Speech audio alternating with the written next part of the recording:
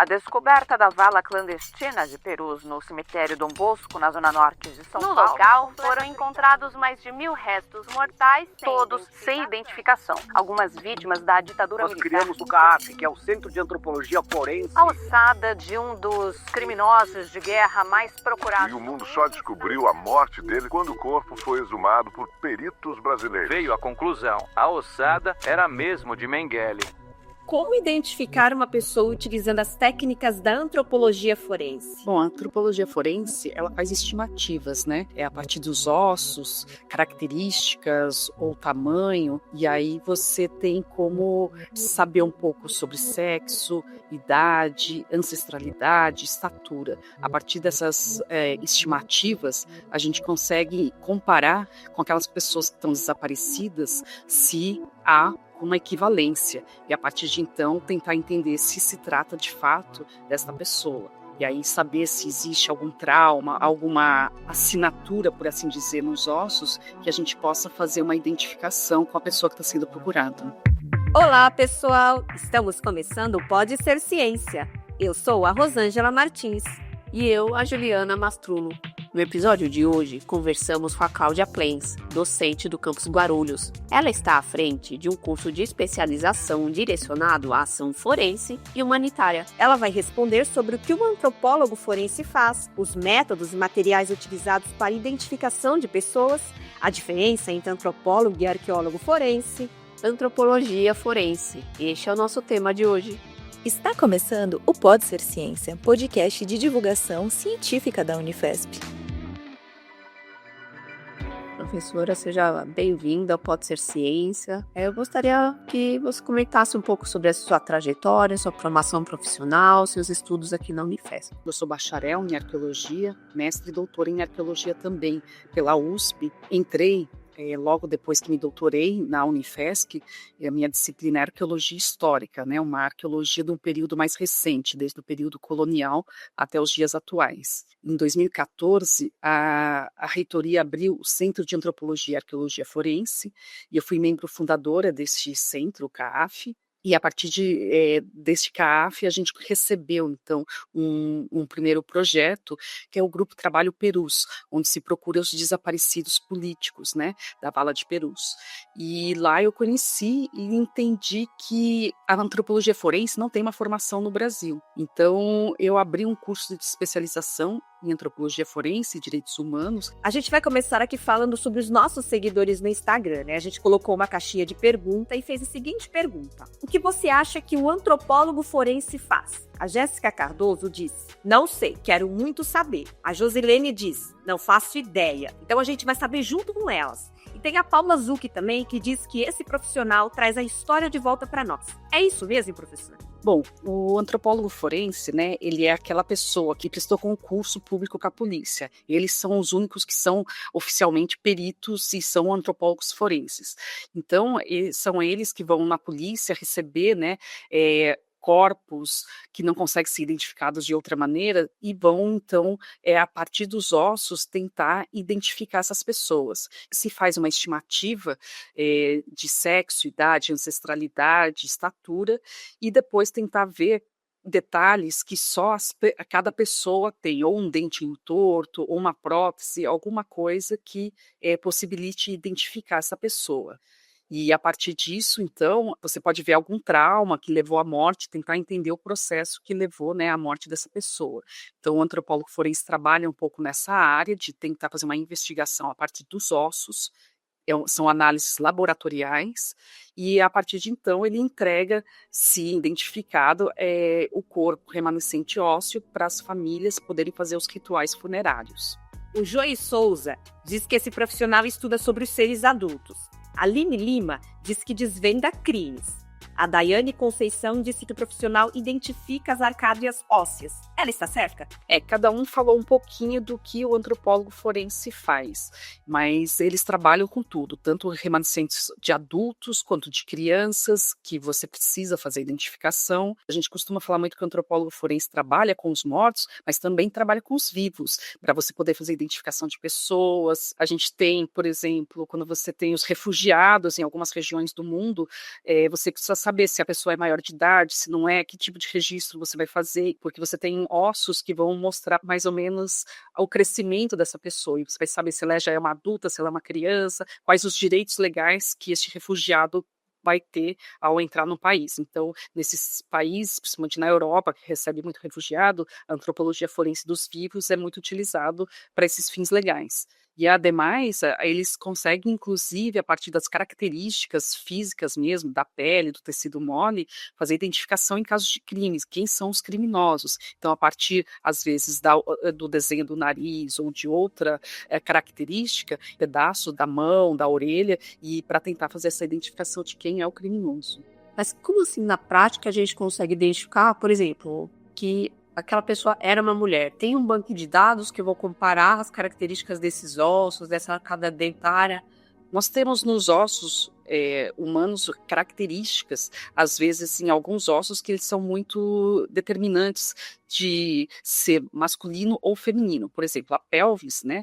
Você tem características muito fáceis de você ver se é mulher ou não, porque é o tipo de desenho mesmo, porque como nós mulheres, né, a gente pode ter filhos, então o nosso desenho desse osso, da pelvis, ele vai ser um pouco diferente do masculino, porque ele tem que ser mais aberto. Na arcada dentária, exatamente, os dentes já não são tão definidores de sexo, porém os nossos dentes, eles acabam tendo características únicas, ou pelo desenho, pelo formato, ou patologias, cáries ou alguma outra característica. Então, se a gente vai ao dentista, ele guarda raio-x, guarda, né, descrições do que foi feito nos dentes. No caso, por exemplo, de um acidente aéreo que acontece, que você não tem preservação de outros ossos, mas tem dos dentes, ao recuperar, você pode, com a ajuda da família, ir até o dentista, pegar esse raio-x e outras anotações que ele tem e comparar se trata exatamente daquela arcada dentária daquela pessoa que está sendo procurada. Com relação à identificação da pessoa, e tá falando dos métodos e tal, quer saber, existe uma hierarquia de, por exemplo, primeiro eu começo pela arcada dentária, depois eu começo pelo joelho, existe alguma hierarquia na parte da identificação? Bom, na verdade você tenta colocar, né, todo o esqueleto, se foi preservado, de uma maneira geral, dentro de uma bancada, porque você vai ter alguns ossos que são principais. A pelvis, ela é um segmento de ossos que não se preservam tão bem, porque eles são mais finos, são mais friáveis, então eles se quebram muito mais. Então nem sempre é possível ter a conservação desses ossos. A partir do momento que você não tem a pelvis, você vai para o crânio, você vai para outros ossos que vão te possibilitando a chegar num método que te aproxime da identificação das pessoas, mas se trabalha com o que tem, né? A gente tem métodos hoje em dia para muitos dos ossos para tentar trabalhar com o que é preservado. E quais características que a gente consegue identificar através dos ossos, né? A idade da pessoa, o sexo, se teve alguma doença, dá para saber essas características e se tem alguma outra que dá para saber também? Estimativa de sexo, idade, estatura e ancestralidade, né? Se ele é mais caucasiano, se ele tem características mais negroides ou mais indígenas, e aí vai tentando se identificar, porque isso poderia ajudar a chegar mais próximo dessa identificação da pessoa. E sim, a gente tenta, né, na medida do possível, identificar essas características, mas patologias, né? Então, se a pessoa sofreu alguma doença e que essa doença chegou até os ossos, né? Então, você tem essa característica e você consegue comparar com o que a gente chama de dados antemortem, que são aqueles dados que os médicos fizeram laudos, tem raio-x, e aí você consegue sobrepor as imagens e tentar ver que justamente é bem preciso, né, nesses casos, ou patologias antigas, ou fraturas, coisas que são únicas, né, ninguém fratura exatamente do mesmo modo um osso, e o tipo de recuperação também vai ser diferente em cada pessoa. Então são sinais que a gente chama assinaturas, né, individuais, que as pessoas guardam nos ossos. Você está gostando do episódio? Se inscreva nos canais para receber notificações dos próximos. Pode Ser Ciência, o podcast da Unifesp. Existem várias séries, né, com essa temática bônus, Criminal Minds. Elas acertam, assim, no conteúdo que elas divulgam a respeito da identificação forense? E se você já viu algum episódio que você falou isso aqui é absurdo, é totalmente fora do contexto? Sim, principalmente a gente vê o absurdo quando um crime, por exemplo, acontece pela manhã e no final do dia ele já tem todo o mapeamento genético e já identificou a pessoa. Isso não acontece. Então, por exemplo, todo mundo acredita que a genética seria o passo que resolveria tudo. Mas se eu estou identificando pessoas e eu não sei quem está sendo procurada, eu não sei qual a família que eu vou fazer comparação genética. Não teria nem como você começar a fazer identificação pela genética. A antropologia forense é muito necessária, porque a partir disso você faz filtros. As pessoas com certa estatura, de certo sexo, que estão sendo procuradas. E aí você filtra aquelas pessoas e depois você compara se há pessoas com aquele perfil sendo procurado. Tem família? E aí sim você pode passar por uma fase de genética. Então, CSI, eles dão uma forçada, obviamente, é uma coisa, né, para público de modo geral, mas a gente vê que eles vão atrás de casos reais. Eu conheço, inclusive, os antropólogos forenses dos Estados Unidos, em que eles pegaram casos, muitas vezes, do bônus, e que eles replicam, né, eles pegam livros que foram escritos pelos antropólogos forenses e acabam usando como guia para as histórias que eles escrevem. Eu queria saber dessa atuação mais prática. Por exemplo, foi encontrada uma ossada em determinado lugar. Qual que é o ponto de partida para identificar uma pessoa? É olhar um banco de dados da polícia de desaparecidos para tentar localizar quem seria essa pessoa e faz essa filtragem, né? Que você falou, vai por idade, por sexo, enfim. E até achar um conjunto menor ali de pessoas e tentar entrar em contato com os familiares e aí seguir os trâmites. Como que funciona? Na verdade, é uma pergunta bastante difícil, porque não existem esses bancos de dados que a gente chama de antemortem. Eles até existem, mas eles não são comparáveis com aquilo que o antropólogo forense pode fornecer de informação. Um grande problema no Brasil é a estatura. Em outros países, você tem no RG essa informação, mas nosso RG, a nossa identificação, não tem. E, geralmente, o que os antropólogos forenses relatam para a gente é que, ao perguntar para as famílias que estão procurando os seus entes queridos, qual a estatura, as pessoas não sabem dizer. Ou falam, é mais ou menos 1,70 m, é mais ou menos 1,80 m. E quando você vai ver, está muito diferente, porque as pessoas não têm realmente uma noção, né, da estatura das pessoas. Os bancos de dados, eles não circulam e eles são diferentes pelos estados do Brasil. Então, se uma pessoa foi morta num estado e veio parar, por exemplo, em São Paulo, muitas vezes você não consegue cruzar os bancos de dados, porque você não tem uma coisa integrada. O trabalho do antropólogo forense ele pode ser de campo ou em laboratório? E como que é realizado em ambos os casos? Supostamente, deveria ser exclusivamente de laboratório. Chega o remanescente, deveria vir acompanhado de todas as informações de campo e eles fariam análise. Acontece que a gente tem muito problema de campo. O antropólogo forense vai analisar os ossos humanos, enquanto o arqueólogo vai fazer a pesquisa em campo, com todo tipo de remanescente, não somente com ossos, para tentar, então, integrar, entender como que esses vestígios eles estão ligados em campo. Só que não existe arqueologia forense no Brasil, porque a polícia não tem arqueólogo no seu corpo. Então, a gente tem o antropólogo forense, que ele trabalha em laboratório, mas eu vejo muitas vezes que há necessidade deles voltarem para campo, porque o policial que fez a investigação em campo não conseguiu pegar todas as informações, não conseguiu pegar todos os ossos, porque ele não sabia como eram todos os ossos humanos que tinham que ser resgatados. Você comentou, né, que tem o arqueólogo, né, e o antropólogo forense. O arqueólogo seria mais essa questão de escavação, de achar a ossada, e o antropólogo é identificação daquela ossada, daquele material. Eu não diria que o arqueólogo trabalha só com ossada, seria com todos os tipos de vestígios. E faz, né, a relação que esses diferentes vestígios têm em campo. Pode vir até osso também, mas, por exemplo, em caso de desastre em massa, ou quando um prédio pega fogo, porque é um caso muito complexo, vestígios muito pequenos, e que é difícil você entender qual a relação dos objetos, é aí que entraria o arqueólogo. Os objetos, a partir do momento que eles estão num determinado local, eles sofrem também modificações. A gente fala de processos tafonômicos, que são as modificações por causa da chuva, do sol, do fogo e de várias coisas, e que são muito difíceis de serem identificados para entender o processo, o que aconteceu com eles. Enquanto o antropólogo forense é aquele que vai analisar os ossos em laboratório. Eu queria saber se existem métodos diferentes para a identificação de uma ossada e se é possível, se tiver mais de um método, é possível ter resultados diferentes usando métodos diferentes de identificação? Há métodos diferentes, muitos métodos.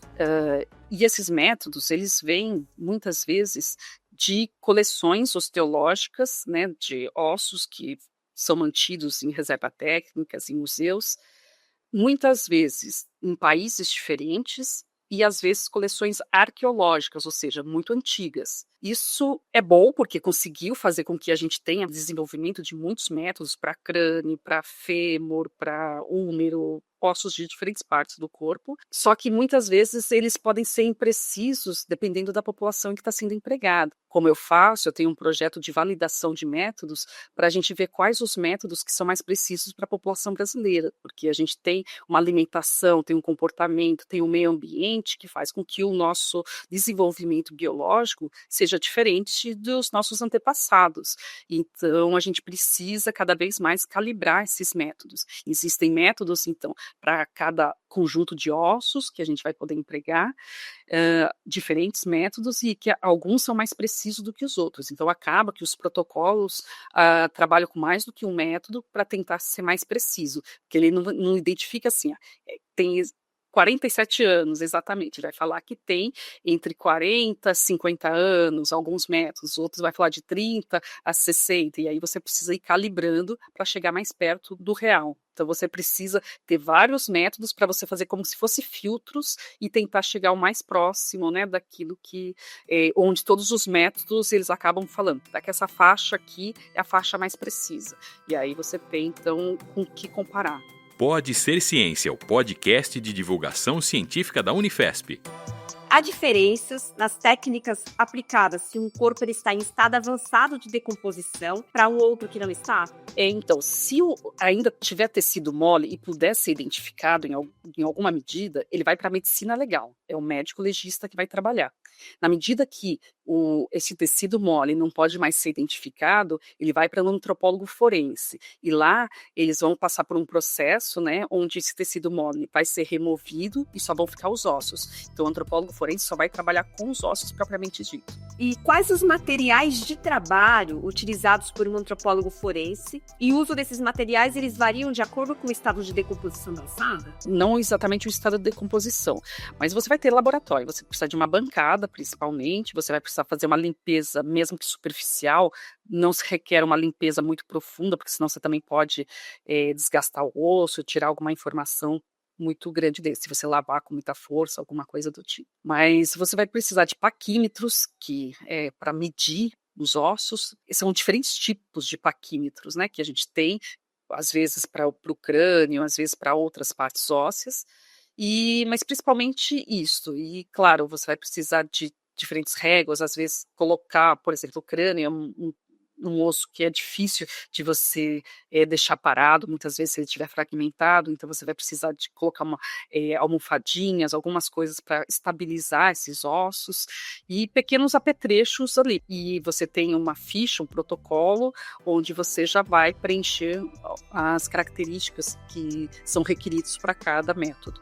Quanto tempo que demora a identificação, né, de um corpo, e o que influencia nesse tempo? É difícil de dizer. Por exemplo, uma pessoa muito bem treinada, em um dia consegue fazer um protocolo inteiro de uma pessoa, coloca na bancada em ordem anatômica e aí olha osso por osso para tentar fazer identificação, aplicar os métodos. Agora, identificar é um pouco mais difícil justamente pelo cruzamento de dados, aí vai depender de muita coisa, quem está procurando, quais os tipos de informações, e a gente tem casos em MLs no Brasil, onde a gente fala que a gente tem os cold cases, né, os casos antigos que nunca foram resolvidos, porque você não teve procura por essas pessoas, né? Em algum momento, algum ossado ou outro tipo tipo de material não pode ser mais utilizado para identificação? A gente poderia dizer que se estiver muito, muito fragmentado, talvez não, mas tudo é uma questão relativa, porque às vezes você pode não ter método hoje, mas daqui 2 anos você possa ter o método, ou o material genético foi preservado, você conseguiria fazer a identificação. Como que é preservado? É colocado em algum lugar? Tem algum cuidado que eu tenho que usar luva ali para não mexer, para não contaminar material? E fica algum depósito, não sei se é essa palavra também. Então, como que ela é organizada essa parte? A ideia sempre, quando você vai trabalhar nessas áreas, ou eu num sítio arqueológico, é que você use luvas quando você vai fazer pesquisa com material genético, porque senão você tem contaminação.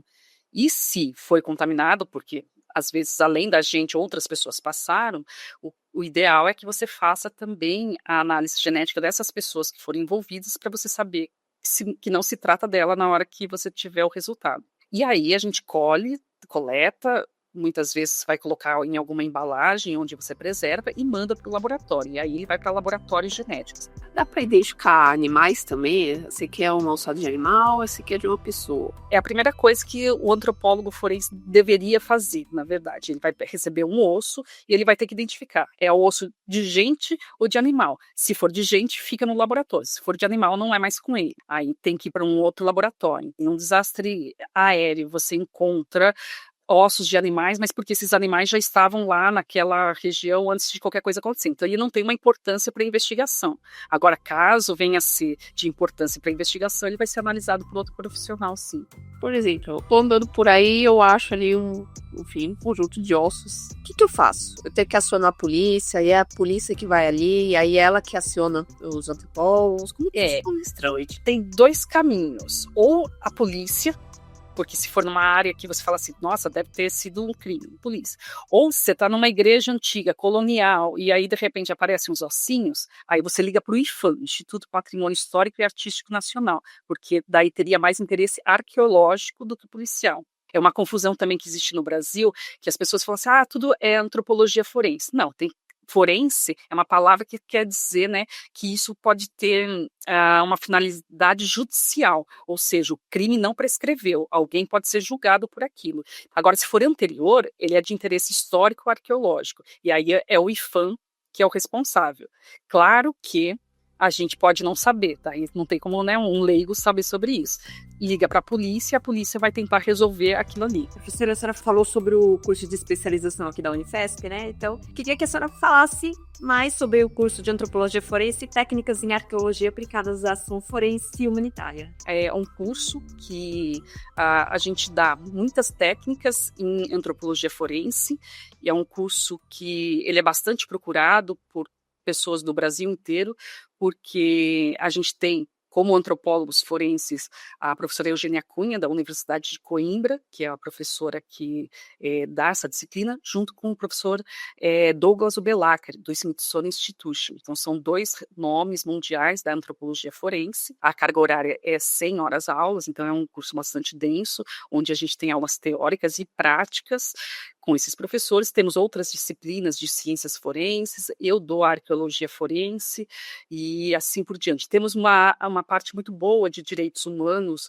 onde a gente tem, então, historiadores, sociólogos, advogados, até antropólogos forenses, falando sobre direitos humanos, debatendo, porque a polícia, quando atua na antropologia forense, eles acabam sendo bastante técnicos e nem sempre eles têm uma visualização dos problemas sociais que existem no Brasil de modo geral. Então, a ideia do meu curso é que o antropólogo forense saia com uma perspectiva maior dos problemas que acontecem. Então, eu acho que a gente abre um campo grande e a gente precisa abrir mais, precisamos ter mais cursos no Brasil que tratem desses temas, porque são temas importantes e que a gente precisa de profissionais que atuem. Então, a gente sabe que tem segmentos sociais que não passam, né, pela antropologia forense, ou os crimes são invisibilizados, e a gente precisa que eles entrem nas estatísticas, no bancos de dados, para que a gente possa fazer políticas públicas e tentar resolver esses problemas. Professora Cláudia, agradecemos a sua participação aqui no Pode Ser Ciência, compartilhando seu conhecimento e ajudando a desvendar um pouco desse mundo da antropologia forense. Agradeço, gente, a disponibilidade. Qualquer coisa, eu estou por aqui. Antropologia forense. Este foi o tema de hoje do Pode Ser Ciência. Ciência, o podcast de divulgação científica da Unifesp. E aqui vai o spoiler do nosso próximo episódio, mitos climáticos. Você já deve ter lido ou ouvido alguma frase por aí a respeito do clima e meio ambiente, e ter se perguntado se aquilo era verdade mesmo.